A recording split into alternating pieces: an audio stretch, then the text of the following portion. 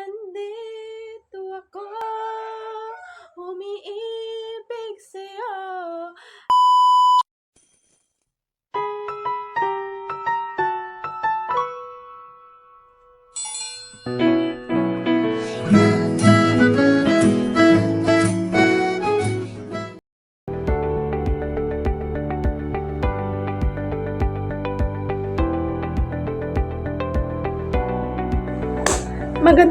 Magandang araw sa inyong lahat.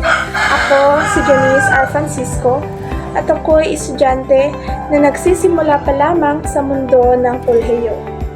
Sa vlog na ito ay ibabahagi ko ang aking mga inaasahan tungkol sa paksa ng akademiko ng wikang Pilipino. Narito ang aking mga inaasahan ng akademiko sa wikang Filipino. Una, inaasahan ko na mas mauunawaan ko ang mga aralin sa Filipino. Pangalawa, matuto akong gumamit ng tamang grammar para mas maipahayag ko ang mga sinabi ko.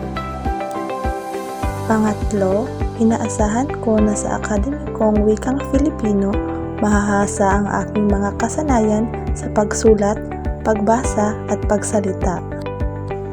Panglima, isa na rin sa mga inaasahan ko ang magkaroon ng mas malalim na pag-unawa sa ating kultura at panitikan.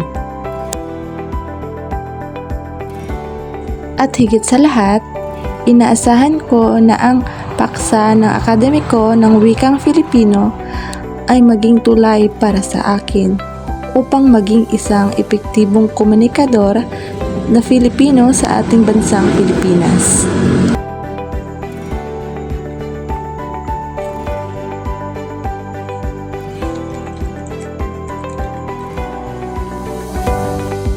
Sa kabuuan, bilang isang first year student, inaasahan ko na ang akademikong wikang Filipino ay magbibigay sa akin ng pundasyon sa mga kaalaman, kakayahan at kasanayan na kinakailangan ko upang magtagumpay ako sa aking pag-aaral.